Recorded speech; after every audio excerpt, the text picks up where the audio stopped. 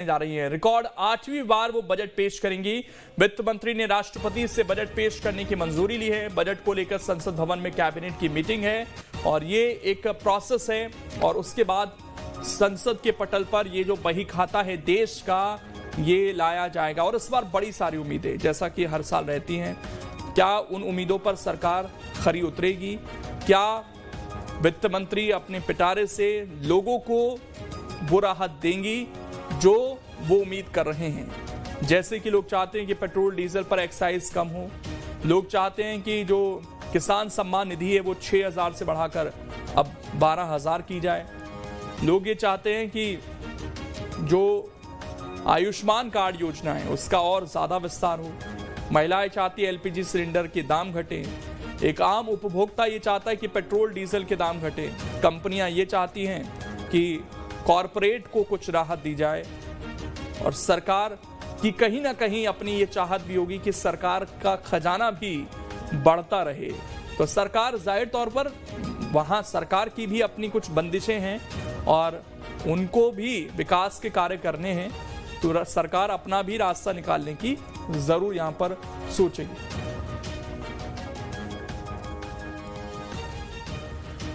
और हमारे साथ दो खास मेहमान हैं इस वक्त, उनके साथ चर्चा की शुरुआत करते हैं। डॉक्टर सत्यप्रकाश शर्मा जी हैं, वरिष्ठ पत्रकार हैं, और अमन साहा जी हैं, चार्टर्ड अकाउंटेंट हैं। दोनों का बहुत बहुत स्वागत है।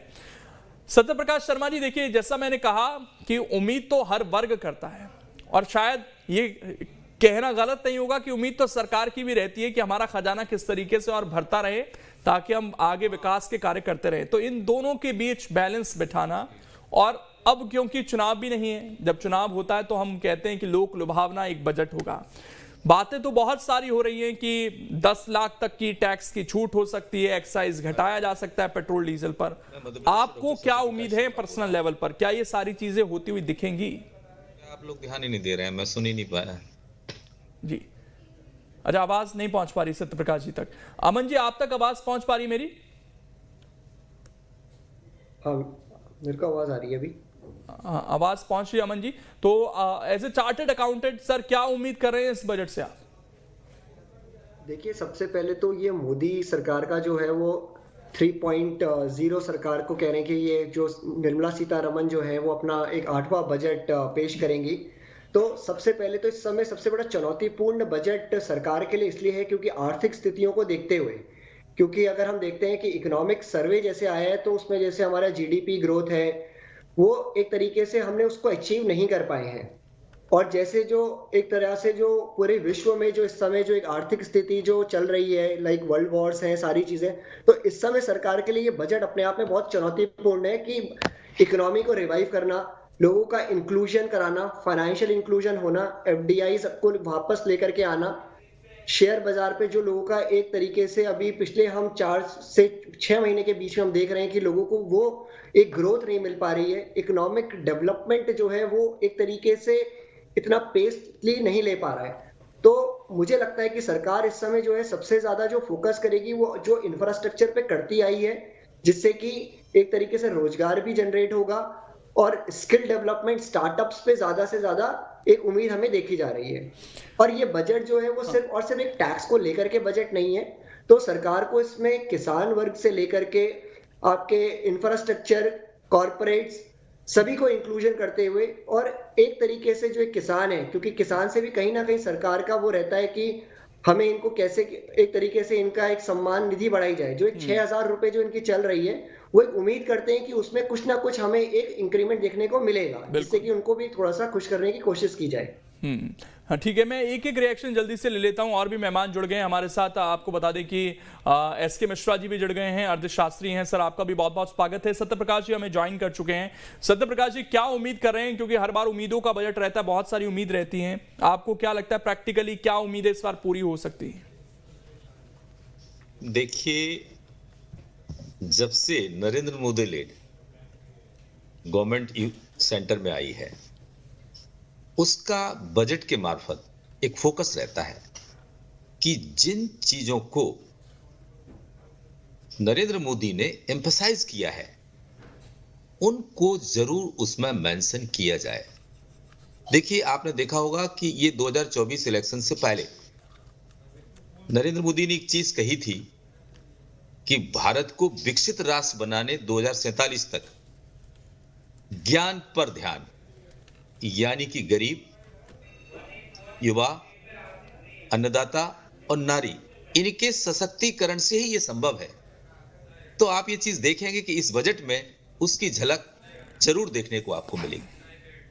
तो ये वेलफेयर से रिलेटेड पहली चीज। दूसरी चीज जो सरकार का फोकस है कि ग्लोबली भारत इकोनॉमिकली कैसे मुख्य राष्ट्रों की श्रेणी में ऊपर टॉप पर खड़ा हो, उस पर 5 ट्रिलियन की इकोनॉमी बनाने की तरफ भी इस बजट की दिशा, जैसा कि आपने इकोनॉमिक सर्वे से भी देख लिया होगा। तो ये सब चीजों पर इस सरकार का फोकस रहेगा। हालांकि टैक्स में कितना स्लैब लाते हैं ये अभी स्पष्ट नहीं है, लेकिन ये जरूर है कि महंगाई बढ़ने के साथ मेरा ये मानना है कि इसका जो सीमा है वो बढ़ेगी कुछ। बिल्कुल। कुछ वेलफेयर स्कीम्स जो हैं उन पर बजट ले जाने के साथ कुछ राज्यों में होने वाले चुनाव को प्रभावित करने की तरफ भी सरकार का ध्यान रहेगा।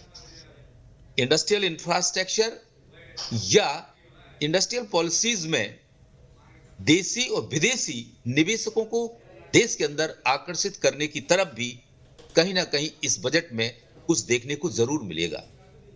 ये उनके फोकस एरिया में जो अभी तक दिखता है, क्योंकि अनुमान केवल इकोनॉमिक सर्वे के आधार पर ही लगाया जा सकता है, क्योंकि जब तक प्रेजेंट नहीं हुआ है तब तक अपन ज्यादा कुछ नहीं बोल सकते। लेकिन हाँ, ये जरूर है कि सर्वे ये कह रहा है कि उनका फोकस किस तरफ। ठीक है, आशीष वैश्य जी भी हमारे साथ जुड़ गए हैं, chairman confederation of India industry के। सर, आपका भी बहुत बहुत स्वागत है। एक रिएक्शन में एसके मिश्रा जी से ले लेता हूं फटाफट। एसके मिश्रा जी, देखिए, कमेंट्री जो होती है वो बड़ी इंपॉर्टेंट रहती है, चाहे वो आर्थिक सर्वे की हो या प्रधानमंत्री का कल का बयान हो, जिसमें वो जिक्र करते हुए नजर आए कि हम चाहते हैं कि गरीब और मिडिल क्लास पर मां लक्ष्मी की कृपा हो। तो इस बयान के बाद से बड़े लोग कयास लगा रहे हैं कि कुछ मिडिल क्लास को इस बार राहत दी जा सकती है। तो आप भी क्या इसको लेकर आशावादी हैं कि ऐसा कुछ हो सकता है, और इस बयान को किस तरीके से लिया जाए? नहीं, आशावादी तो है ही है। ये इनको एक्चुअली क्या होता है, जब तक आप कंजम्पशन नहीं बढ़ाएंगे तब तक आप जो ग्रोथ रेट है, जैसे हमारे यहाँ की ग्रोथ रेट है दुनिया में, उसका असर आया है। लेकिन भारत में जैसे अभी इकोनॉमिक सर्वे जो कल आया है कि 6.4% का वो है, जहां हम उम्मीद कर रहे थे 7-8% के ऊपर हमारी ग्रोथ रेट रहेगी।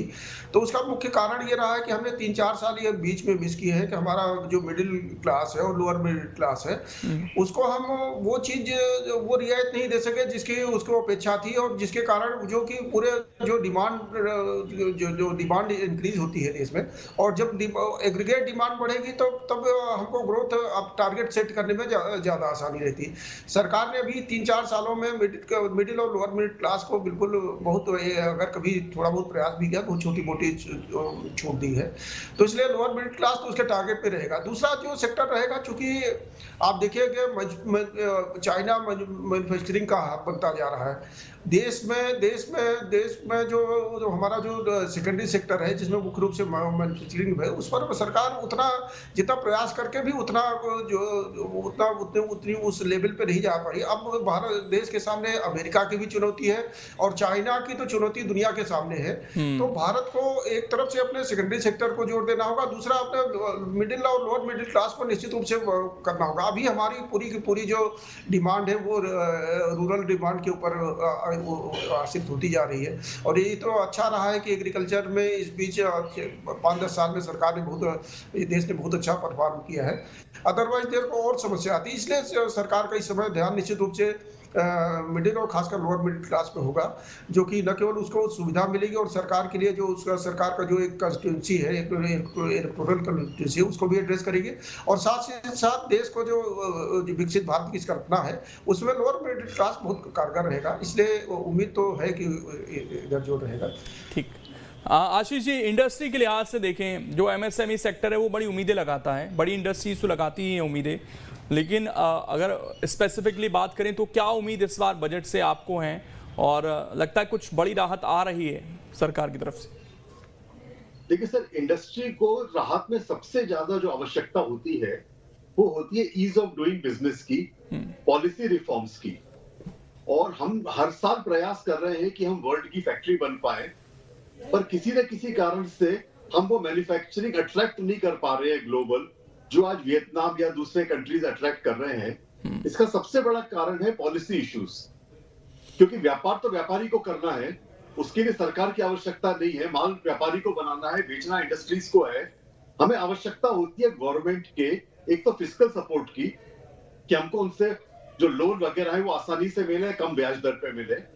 दूसरा जो महत्वपूर्ण बिंदु होता है वो कैपिटल एक्सपेंडिचर कितना सरकार करती है। तो पिछले 3-4 साल में सरकार का कैपिटल एक्सपेंडिचर खासकर 2019 के बाद से, कोरोना काल के बाद से काफी कैपिटल एक्सपेंडिचर बढ़ा है, जिस कारण इंडस्ट्री को एक मोमेंटम मिला है। अब ये इस साल बड़ा मुश्किल होने वाला है सरकार के लिए भी, क्योंकि कोई कहे या नहीं कहे पर इस बजट के ऊपर सबसे बड़ा साया ट्रंप इफेक्ट का छाया हुआ है, जो एक हमारे ऊपर टैक्सेशन होने वाला है, जो कि बहुत जल्दी होने वाला है, रुकने वाला नहीं है। तो मैं आपको बताऊं कि अगर हम टॉप 10 एक्सपोर्ट की इंडिया में बात करें तो 6 में यूएस टॉप पे जाता है, और जो हम 0% ड्यूटी पे यूएस को सप्लाई कर रहे हैं, अगर उन पे टैक्स लगता है, जो कि लगेगा ही, रुकने की संभावना नहीं है, तो हमारी इकोनॉमी को एक बहुत बड़ा झटका लगने वाला है। और उस झटके से उबरने का एक ही तरीका है कि हमको हमारी एमएसएमई को स्ट्रॉन्ग करना पड़ेगा, हमारी मैन्युफैक्चरिंग को वर्ल्ड क्लास करना पड़ेगा। दूसरा जो एक बहुत बड़ी आशंका जो इस बजट में कि पहले मुझे लग रही है कि जिस तरह से चाइना ने एआई लॉन्च किया है, बिल्कुल, तो ये बहुत जल्दी बहुत सारी नौकरियां खाने वाला है। और हमारी इकोनॉमी बेसिकली सर्विस इकोनॉमी है, मैन्युफैक्चरिंग इकोनॉमी नहीं है।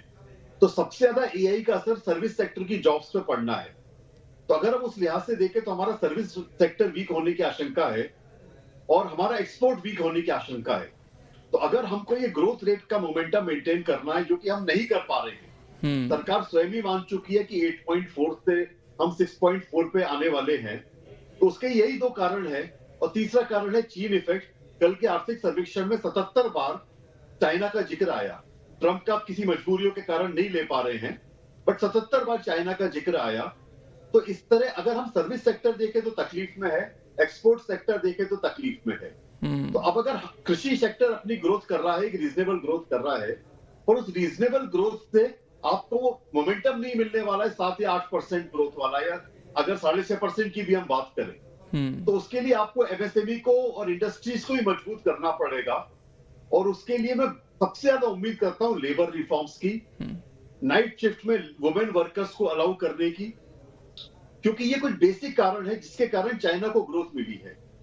चाइना 24 घंटे वर्किंग अलाउ करता है वुमेन के लिए, मैन के लिए। हमारे यहाँ इस मामले में काफी सारे अंकुश लगे हुए हैं। इसी तरह प्रदूषण या जो सरकारी विभाग की दखलंदाजी है, उसको कम करने पे मेरे को लगता है इंडस्ट्री बहुत ज्यादा आशान्वित है, और ये बहुत ज्यादा तेजी से हो भी रहा है। रही बात बैंक की ब्याज दर की, तो मोर और लेस स्टेबल है। मुझे नहीं लगता उसमें कोई बहुत बड़ा परिवर्तन की आवश्यकता है। इंडस्ट्री को क्रेडिट बहुत इजीली मिल रहा है, वो आगे भी मिलता रहेगा, तो उसमें कोई बहुत बड़े रिफॉर्म की आवो नहीं है। पर एक चीज जरूर है कि अगर मिडिल क्लास को जिस तरह हम उम्मीद कर रहे हैं कि इनकम टैक्स में छूट मिलेगी, तो वो छूट मिलेगी तो वो पैसा मार्केट में आएगा, और मार्केट में आएगा तो कंजम्पशन बढ़ेगा, और कंजम्पशन बढ़ेगा तो इंडस्ट्री की ग्रोथ होगी। इंडस्ट्री की ग्रोथ अगर मोटे तौर पे देखें तो 2 तरीकों से होती है। पहला तो सरकारी खर्च से, जो रोड का, ब्रिज का, हॉस्पिटल का, इंफ्रास्ट्रक्चर का, एयरपोर्ट का, रेलवे का निर्माण होता है। और दूसरा आम जन की क्रय शक्ति जब बढ़ती है तब इंडस्ट्री का विकास होता है। तो मुझे इस बजट में ये दोनों चीजों को लेकर, अच्छा सर, अभी कुछ दिन पहले क्योंकि चाइना का जिक्र बड़ी बार आया, और 2047 तक अगर हमें विकसित राष्ट्र बनना है तो वो कम से कम 8% की जो जीडीपी दर है वो होनी चाहिए। वो अभी मैच होती दिख नहीं रही। बीच में जो हमने 5 ट्रिलियन का सपना देखा था उस तक भी हम अभी नहीं पहुंच पा रहे हैं। तो ये जो चैलेंजेस हैं, ऊपर चाइना में भी एक स्लो डाउन आया था बीच में, लेकिन उन्होंने जिस तरीके से एक राहत पैकेज लेकर आए, वहां पर फिर से वहां पर चीज़ों को ठीक करने की कोशिश की गई। फिर जो एआई इफेक्ट अभी हाल फिलहाल में पिछले 5-6 दिन में दिखा वहां पर, जिसने अमेरिका को सीधे चैलेंज किया है, वो इफेक्ट, और जिसका आप जिक्र कर रहे थे अमेरिका का, ट्रंप का, अगर हर देश आज की डेट में यही कहेगा, क्योंकि इंडिया ने भी एक सपना देखा था मेक इन इंडिया का, अब अमेरिका भी वही कर रहा है, अमेरिका फर्स्ट वाली पॉलिसी, तो यहां पर जो हम कहते हैं ग्लोबल बिजनेस, उसको फिर हम कैसे आगे बढ़ सकते हैं, और उसमें हम कुछ इंडस्ट्रीज तो ले आए, जैसे एप्पल का जिक्र बार बार होता है कि एप्पल को हम लेकर आए हैं भारत में, लेकिन उसके अलावा आपको लगता है कि मेक इन इंडिया का बहुत ज्यादा असर कर पाए हैं हम अभी तक?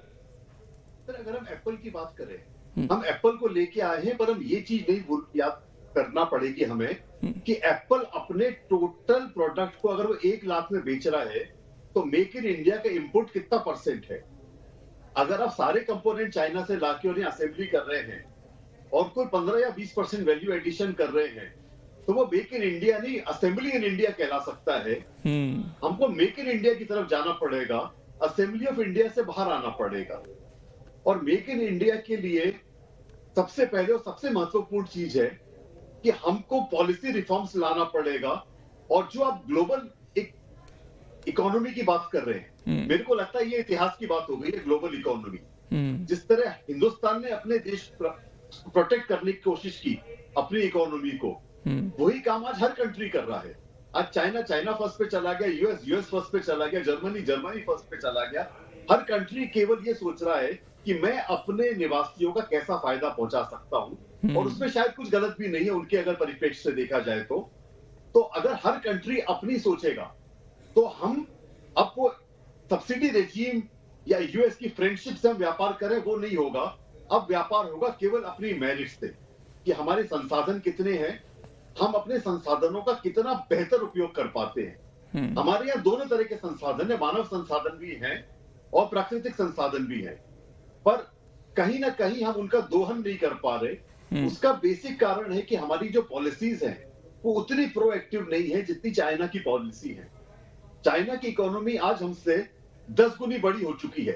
1947 में हम और वो एक लेवल पे थे, और आज हम 2047 की बात कर रहे हैं, तो 100 साल में हम से वो करीब 20-22 गुना ऊपर होने वाले हैं। तो हमको सबसे पहले उसका एनालिसिस करना पड़ेगा कि उन्होंने ऐसा क्या किया है पॉलिसी रिफॉर्म्स में, क्योंकि वैसे वो हमसे कम एंटरप्रेन्योरशिप है चाइना में। हमारे यहाँ स्टार्टअप कल्चर उनसे बेहतर है, हमारे यहाँ व्यापारिक सोच उससे ऊपर है, हमारे एंटरप्रेन्योरशिप उससे ऊपर है, पर केवल एक सरकार का जो सपोर्ट, जो बिल्कुल वो सपोर्ट सिस्टम की कमी है। ठीक, मैं लौट रहा हूं सर आपके पास। सत्यप्रकाश जी, एक चीज और है, इस पर बड़ी चर्चा होती है कि वेलफेयर स्कीम्स जिन पर बड़ा खर्चा आता है, कोविड के समय राशन की बात हुई थी, अब क्योंकि इलेक्शन आया 2024 का तो उसको बढ़ा दिया गया। उसके बाद अब हर इलेक्शन दर इलेक्शन हम देख रहे हैं राज्य सरकारें कुछ घोषणाएं कर रही हैं। केंद्र सरकार किसानों को एक फंड दे रही है 6,000 का, उसको बढ़ाने की बात है। एक अफोर्डेबल हाउसिंग की बात है, तो उसमें भी, हालांकि एक चीज और है कि सारी योजनाएं 5 साल 4 साल पुरानी हो चुकी हैं। अब लोगों का ये भी कहना है कि भाई महंगाई हो गई है, महंगाई बढ़ गई है कई गुना, तो उस हिसाब से अब इन योजनाओं में फंडिंग भी बढ़े। जैसे हाउसिंग की योजनाएं हैं जहां पर 2-2.5 लाख रुपए तक सरकार देती है शहरी में, ग्रामीण में और कम है। तो लोगों का ये कहना है कि अब इसमें तो एक कमरा बनाना भी मुश्किल हो रहा है हमारे लिए। लेकिन वही चीज है कि आप वेलफेयर स्कीम्स पर खर्च करें, इंफ्रा पर खर्च करें, सैलरी पर, पेंशन पर, बड़ा बैलेंस बनाना सरकार के लिए भी मुश्किल हो जाता है। और हम फिर उम्मीद करें बजट से भी कि हमें राहत दे दे सरकार। देखिए लोकेश जी, आपने सवाल बहुत अच्छा पूछा है। पॉलिटिकली ये बहुत इंपॉर्टेंट सवाल है। देखिए, बेनिफिशरीज या बेनिफिशरी स्कीम्स 2 प्रकार की होती हैं। एक तो पूरे होल समाज को लेकर चलने वाली होती है, दूसरी इंडिविजुअल बेनिफिशरीज। ये सबसे ज्यादा इंपैक्ट वोटर्स पर डालती हैं। इसलिए चाहे केंद्र की सरकार हो, राज्यों की किसी भी दल की सरकार हो, आजकल कुछ समय से ये ट्रेंड आ गया है कि इंडिविजुअल बेनिफिशरी को अपनी तरफ खींचने के लिए, यानी कि जो चुनाव है उसमें वो उस पार्टी की तरफ, यानी रूलिंग पार्टी की तरफ जाए, इस पर ज्यादातर पार्टीज का ध्यान है। और ये कई चुनाव में, चाहे दिल्ली का इलेक्शन रहा हो, यूपी का इलेक्शन रहा हो, इवन मध्य प्रदेश का लाडली बहना योजना जैसा रहा हो, उस पर ये चीज का प्रभाव आपको देखने को मिला है। ये भी तय है कि महंगाई बढ़ने के साथ, जैसे कि आपने जो जिक्र किया, पीएम आवास योजना में जो सब्सिडी मिलती है, इस बजट में ये आशा की जा रही है कि उस सब्सिडी को बढ़ाया जा सके, जिससे रूलिंग बीजेपी यानी एनडीए को आगे आने वाले चुनाव में या इन फ्यूचर उसका बेनिफिट मिले। एक महत्वपूर्ण चीज देखिए यहाँ इस बजट में आने की चीज है, जो मैंने सर्वे रिपोर्ट को देखा, इकोनॉमिक सर्वे को, उसमें एक चीज आपने देखी कि life style choices, work place culture और तीसरी जो महत्वपूर्ण चीज है वो है फैमिली सिचुएशन। जब तक इन चीजों में सुधार नहीं किया जा सकता तो प्रोडक्टिविटी, ये बड़ा इंपैक्ट डालती है प्रोडक्टिविटी पर। सही बात है। और ये कब आती है? जब आपने देखा हो, जब वो जो काम करने वाला देश का व्यक्ति, युवा हो या बचपन हो उसका, यानी कि युवा और बच्चों पर उनका मेंटल हेल्थ उस लेवल पर सुधार दिया जाए तो ये देश के ग्रोथ में, इकोनॉमी में आगे चलकर बड़ा काम करेंगे। बड़ा सोच है, बजट के सर्वे से मैंने देखा है। तो ये देखा जा सकता है कि इस बजट में जो आज प्रस्तुत होगा उसमें एक चीज देखने को मिलेगी कि युवाओं पर और बच्चों पर सरकार का फोकस रहेगा, जिससे कहीं ना कहीं देश के प्रोडक्टिविटी बढ़े और देश दुनिया की मुख्य आर्थिक ताकतों में से एक बने। ठीक, अमन शाह जी, देश में कुछ चीजों को सरल करने की एक मुहिम सी शुरू हुई थी कि हम कुछ जो नियम कायदे हैं उनको स्क्रैप करना चाहते हैं, हटाना चाहते हैं, हम जीएसटी लाकर चीज़ों को इजी करना चाहते हैं। लेकिन ये जो दो टैक्स रिजीम है, इसकी क्या ज़रूरत है? और अगर मान लीजिए 10 लाख तक लेकर जाते हैं ये जो न्यू टैक्स रिजीम है, तो फिर जो पहली वाली पुरानी टैक्स रिजीम है उसका कोई मतलब बचेगा? या हमें देखने को मिल सकता है कि देश में एक टैक्स रिजीम शायद अब लागू हो जाए, ऐसी कोई उम्मीद लग रही है आपको? देखिए, सबसे पहले तो जो 2 टैक्स रिजीम है, सरकार का हमेशा से फोकस यही रहा है न्यू टैक्स रिजीम को लाने पे कि हम ओल्ड टैक्स स्कीम से ज्यादा लोग न्यू टैक्स स्कीम्स पे मूव ऑन करें। और अगर हम देखते हैं डेटा भी, अगर हम देखते हैं तो अप्रोक्सीमेटली मोर देन 70 और 75% लोगों ने, जो एक मिडिल क्लास वर्ग भी जो है, उन्होंने न्यू टैक्स स्कीम्स को ही अपनाया है। सो हो सकता है कि पुरानी टैक्स स्कीम्स में इतने ज्यादा बदलाव हमें देखने को ना मिले, बट न्यू टैक्स स्कीम्स में हमें कुछ ना कुछ बदलाव देखने को जरूर मिल सकते हैं, क्योंकि इस समय जो है इकोनॉमिक स्लोडाउन है। गवर्नमेंट को एक तरीके से लोगों के पास पैसा देना है सो दैट कि वो लोग एक्सपेंडिचर कर सके, क्योंकि हमारा इकोनॉमिकली जो जीडीपी अप्रोक्सीमेटली 5.4 के आसपास है, लोगों को खर्चा करना है सारी चीजें। तो आइडियली देखा जाए तो दोनों ही टैक्स स्कीम्स को में से एक टैक्स स्कीम्स को ही लेकर के आना चाहिए और उसमें बदलाव करने चाहिए। तो मेजर बदलाव जो हम देख सकते हैं इस बजट में, वो न्यू टैक्स स्कीम्स में देख सकते हैं। और जीएसटी को लेकर के ये है कि कई सारी चीजों को वहां पे एक सिंप्लीफिकेशन हमें देखने को मिल सकता है कि कई चीजों पे हमें वहां पे जीएसटी का रेट जो है वो एक कम होगा, और वहां पे जो रूल्स एंड रेगुलेशंस, जो कॉम्प्लेक्सिटीज हैं वहां पर, चाहे वो अब जीएसटी में कई सारे हमारे लिटिगेशंस हैं, जीएसटी ऑडिट्स हैं, सारी चीजें, तो वहां पर जाकर के एक अपील्स एंड प्रोसीजर्स पे भी हमें जो एक प्रोसीजर पार्ट पे भी एक हमें एक सिंप्लीफिकेशंस हमें देखने को मिल सकती है, जिससे कि एक ease of doing of business हो, चाहे वो एक बिजनेसमैन के लिए हो, चाहे एमएसएमई सेक्टर्स के लिए हो। कहीं ना कहीं हमें ये चीज देखने को, एक बड़ा बदलाव देखने को जीएसटी के सिंप्लीफिकेशंस पे देखने को मिल सकता है, और इनकम टैक्स में न्यू टैक्स रिजीम्स पे हमें देखने को मिल सकता है। और हो सकता है कि ओल्ड टैक्स स्कीम्स पे एक मेजर बदलाव भी आ सकता है कि वहां पर जाकर के आपको वो चीज को, वो लोग हो सकता है कि वहां पे उसको खत्म कर दे और न्यू टैक्स स्कीम ही लागू रखे। लेकिन न्यू टैक्स स्कीम्स अगर रखेंगे तो वहां पर जो है हाउसिंग लोन को लेकर के वहां पे उसकी डिडक्शंस एक देखने को हमें जरूर मिल सकती है, क्योंकि रियल स्टेट को भी पुश करना है इस टाइम पे, कहीं ना कहीं एक इंफ्रास्ट्रक्चर को पुश करना है लोगों को, क्योंकि सरकार का एक अपने एक विजन है कि भाई सबके पास अपना एक घर हो, सारी चीजें हो, और एक तरीके से इन्फ्लेशन को, एक महंगाई को कंट्रोल करना है। ठीक, तो न्यू टैक्स स्कीम्स में इस बारी हमें बदलाव देखने को जरूर, मतलब उसमें भी ऐसा हमें देखने को मिल सकते हैं कि कुछ सेक्टर्स में छूट मिले अगर व्यक्ति लोन ले रहा है, ये देखना होगा। लेकिन सारे मेहमान बने रहिए आप हमारे साथ, बहुत सारे मुद्दे अभी जिन पर चर्चा करनी है, क्योंकि आधे घंटे और है अभी बजट आने में, और उससे पहले हम समझने की कोशिश करेंगे क्या